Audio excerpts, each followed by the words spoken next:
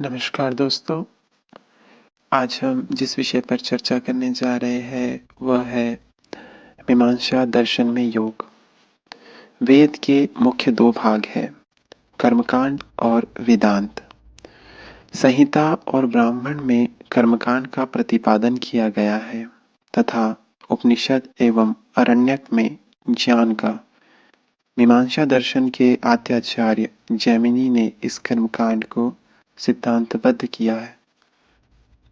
इस दार्शनिक मत के अनुसार प्रतिपादित कर्मों द्वारा ही मनुष्य अभीष्ट प्राप्त कर सकता है। इसके अनुसार कर्म 3 प्रकार के होते हैं, काम्य, निषिद्ध और नित्य। वास्तव में बिना कर्म के ईश्वर भी फल देने में समर्थ नहीं है। मीमांसा दर्शन ईश्वर की सत्ता को स्वीकार करते हुए बहुदेववादी है। इसमें यज्ञादि कर्मों के परिणाम के लिए एक अदृश्य शक्ति की कल्पना की गई है जो मनुष्य को शुभ और अशुभ फल देती है। मीमांसा दर्शन 16 अध्यायों का है। इसमें 12 अध्याय क्रमबद्ध है।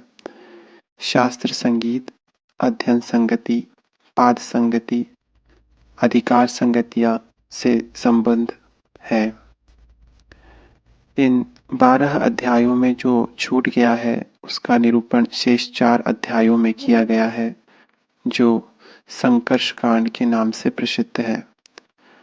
उसमें देवता के अधिकार का विवेचन किया गया है, अतः उसे देवता कांड भी कहते हैं अथवा 12 अध्यायों का परिशिष्ट भी कह सकते हैं। धर्म ज्ञान के लिए परस्पर विरोध रहित वेद मंत्रों के अर्थों के विचार का नाम मीमांसा है और विचारपूर्ण प्राप्त धर्म ज्ञान मीमांसा का फल है। यही बात जैमिनी ने अपने मीमांसा दर्शन में कही है। अथातो धर्म जिज्ञासा धर्माख्यम विषयम वक्तुम मीमांसायाः प्रयोजनम। इस दर्शन में प्राप्त अप्राप्त विवेक न्याय से अथवा अदग्ध दहन न्याय से उद्देश्य विदेह भाव का विचार कर वेद वाक्यार्थ निर्णय से कर्तव्य अकर्तव्य का ज्ञान होता है। इसीलिए ही धर्म ज्ञान ही मीमांसा दर्शन का प्रयोजन है।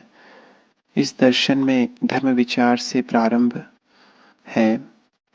व्याकरण के लिए पादशास्त्र, वैशेषिक न्याय के लिए प्रमाण शास्त्र और मीमांसा के लिए वाक्य शास्त्र का प्रयोग संस्कृत साहित्य में होता है। इस साहित्य में ही धर्म विचार की चर्चा है। भारतीय जनता का मुख्य उद्देश्य धर्मानुष्ठान है। अनुष्ठान फल के बिना नहीं हो सकता और फल साधनतया भी साधन सामग्री के बिना नहीं हो सकती। अतः संक्षेप में साधन का भी विवेचन किया जाता है। अनुष्ठान के पूर्व धर्म का लक्षण, प्रमाण और साधन फल जानना आवश्यक है। इस शास्त्र में साधन, अंग और शेष ये 3 पर्यायवाची शब्द है। ऐसे ही साध्य, शेषी और अंगी ये तीनों पर्यायवाची है। उदाहरण के लिए स्वर्ग प्राप्ति के निमित्त दर्श पूर्णमास का अनुष्ठान यदि करना हो तो उसमें दर्श और पूर्णमास अंगी होंगे और प्रयाज आदि अंग होंगे। दर्श याग अमावस्या तिथि को और पूर्णमास याग पूर्णिमा तिथि को होता है।